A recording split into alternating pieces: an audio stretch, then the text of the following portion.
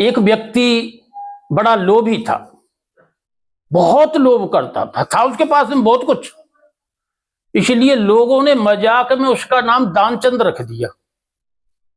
लोभी था ज्यादा, इसलिए लोगों ने दानचंद नाम रख दिया। दानचंद कैसे थे, सब दानचंद कहते थे, लेकिन ये कौड़ी वो खर्चा नहीं करता था। पत्नी बड़े परेशान थी कि परमात्मा ने इतना दिया है लेकिन ये इसमें से खर्चा नहीं करना चाहता है। पत्नी ने कहा कि देखो, परमात्मा ने ये शरीर दिया, परमात्मा ने ये धन दिया, तो परमात्मा के लिए, औरों के लिए कुछ इसमें से बांटना चाहिए, औरों के लिए इसमें से कुछ बांटना चाहिए। इसलिए कहते हैं कि दुख आए तो वैराग्य लाओ और सुख आए तो बांटो उसको। सुख आए तो उसको बांटो और दुख आए तो वैराग्य लाओ। कहे क्या है, क्या कुछ नहीं है तो दुख भी नहीं है। पत्नी ने कहा कि देखो जी, तुम कुछ खर्चा नहीं करते, कम से कम एक बार गंगा स्नान तो कर लो। अब गंगा जी वहां से थी 12-15 किलोमीटर। उसने कहा कि सवारी से नहीं जाऊंगा, जाऊंगा तो पैदल जा सकता हूं, खर्चा नहीं करूंगा बिल्कुल एक पैसा भी। कि जाओ तुम पैदल ही कम से कम गंगा स्नान तो कर लो। पैदल चल करके वो व्यक्ति गंगा घाट पहुंचा। अब गंगा घाट पे तो पंडा लोग रहते ही हैं। उसने देखा कि यहां नहाऊंगा तो ये पंडा परेशान करेंगे और मांगेंगे कुछ, और कुछ मांगेंगे तो जरूर देना ही पड़ेगा फिर। इसलिए सबको छोड़ करके थोड़ा दूर चला गया वो गंगा जी पर किनारे किनारे। जैसे ही उसने वस्त्र उतारने को तैयार हुआ, पंडा जी वहां पहुंच गए कि जजमान की जय हो, कि इतनी दूर भी आ गया तू। अरे ये तो हमारा घाट है भाई, हम तो आएंगे और हमारी जीविका तो इसी से चलती है, हम तो आएंगे ही। उसने कहा कि मुझे तो कुछ देना ही नहीं है। इसीलिए वो व्यक्ति मुर्दे घाट पर पहुंच गया कि वहां कोई आने वाला नहीं है। मुर्दे घाट पर जाकर के चारों तरफ देखा उसने, और यहां कोई आने वाला नहीं है। वस्त्र उतारे और वहां जैसे ही डुबकी लगाई तो पंडा तो नहीं, लेकिन भगवान ही पंडा बन करके वहां आ गए और कहने लगे कि यजमान की जय हो। उसने देखा करे यहां भी आ गया, मुर्दा घाट भी नहीं छोड़ा। उसने कहा कि हम तो बस यहीं पड़े रहते हैं, और तुम जैसा कोई यजमान आ जाता है वो साल 2-2 साल का खर्चा दे जाता है हमारा, कि हम कुछ नहीं देने वाले हैं, हमारे चक्कर में मत रहना तुम। कि नहीं 6 महीने का तो देना ही पड़ेगा। अरे हम बिल्कुल नहीं देंगे। कि नहीं भाई 3 महीने का तो देना पड़ेगा तुमको, कि हम एक टाइम का भी नहीं देंगे। कि फिर यहां जब स्नान किया है तो तुम्हें कुछ न कुछ तो भैया देना पड़ेगा। भाई हम तो यहाँ के पंडा हैं, कि हम नहीं देंगे। कि नहीं देंगे तो लिखा जाओ। कि हाँ लिख लो। तो उसने 1 टका लिखा दिया। उसने समझा कि अब 1 टका के लिए पंडा काहे को जाएगा इतनी दूर चल करके, और अपना नाम पता दे दिया। डुबकी लगा करके आ गया पैदल पैदल। अब जैसे ही घर में घुसा और अपनी चारपाई पे जाकर के बैठा तो भगवान बड़े कुतूहल है, कभी कभी ऐसा कुतूहल करते हैं परमात्मा। उसी वेश में दरवाजे पर आ गए कि यजमान है हमारा। पत्नी ने देखा कि ये पंडा जैसे है, कोई पंडा यहां भी आ गया, यहां पे भी आ गया। कि हाँ पंडा आ गया। कि कह दो दानचंद बीमार हैं, परेशान हैं।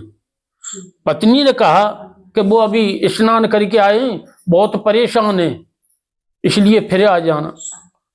बीमार है?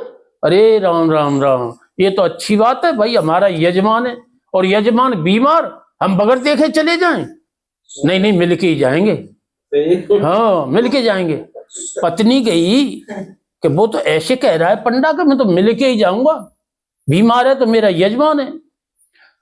दानचंद ने कहा जा कह दे वो तो मर गए। पत्नी आई दरवाजे पे, पंडा से कहा कि वो तो मर गए। करे राम राम, पंडा बने हुए भगवान कहने लगे करे राम राम, हमारा यजमान मर गया है, उसका अवसान हो गया, और वो उसकी दाग क्रिया वगैरह हम चले जाएं? ना दाग क्रिया करके ही चले जाएंगे। ये तो हमारा ही भाई सौभाग्य है, हमारा यजमान है। अब वो झूठे को रोए, पत्नी तो झूठे को रोए, वो उसका मरा थोड़ा ही था कि मर गए, चले गए चले गए। अब वो पंडा जी ने कहा उनके गांव में कौन जाएगा, हम ही खबर कर दें।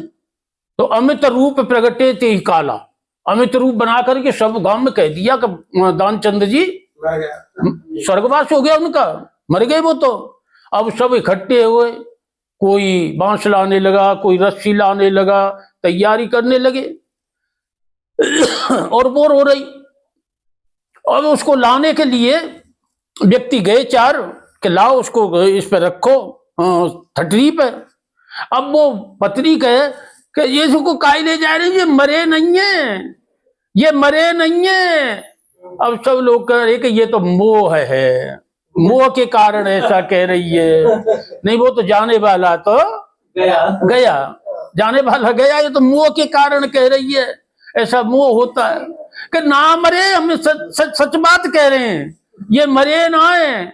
और वो भी सांस खींच गया, दानचंद भी बिल्कुल सांस खींच गया, हम मरे जैसा हो करके